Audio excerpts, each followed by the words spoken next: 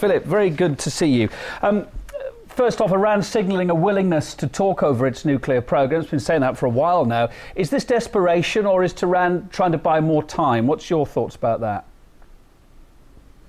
Well, I rather suspect that in this case it's Iran trying to buy more time. I think Iran understands that essentially it's a non-starter to make these kinds of proposals. The Western powers basically have gone into the negotiations, insofar as there are negotiations, with a preconception that Iran is engaged in a secret program to develop a nuclear weapon.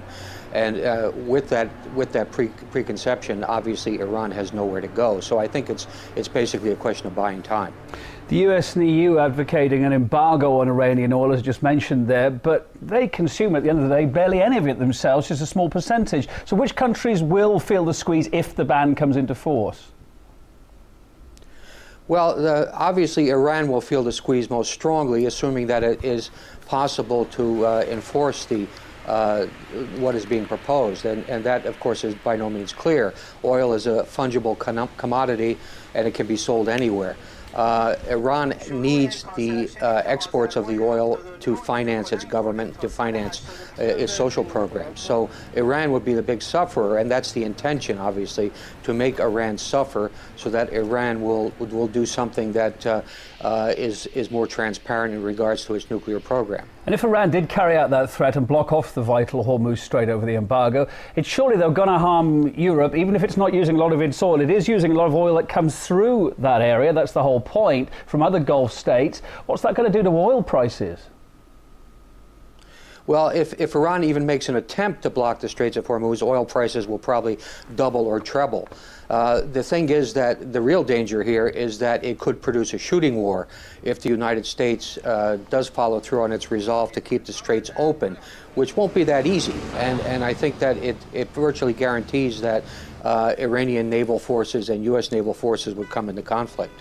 There are lots of different opinions on how bad it would be if it did kick off. We've been hearing lots of experts over the last month or so. What do you think would happen as we head into 2012 if this did get out of hand? What's the worst case scenario? Well, the worst case scenario is World War III, I'm afraid. The problem is that Iran is surrounded by a number of countries that are essentially hostile to it, and some of them are nuclear armed. And this is a perfect cauldron for starting something with a very minor, relatively minor incident that escalates and escalates and escalates and winds up as a major war. I started this interview by saying, you know, I was wondering whether Iran was buying time. You thought it was buying time. The crucial question is buying time for what?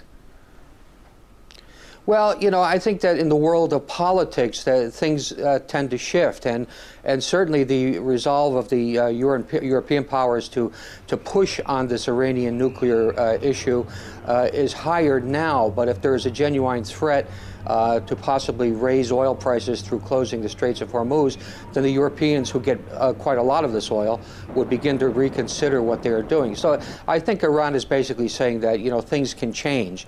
And while there's a high level of belligerency right now, if we buy time, possibly that will change. I know you've been following this story really closely. What are your thoughts about the killing of that Iranian scientist in Iran?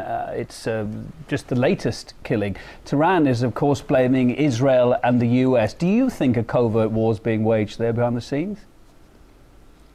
Oh, yes, absolutely. I think a covert war is being waged by the United States and Israel. I think in this case, the actual killers of the scientists were probably Iranians that were recruited by Mossad or the CIA outside of Iran and then sent in to do the work.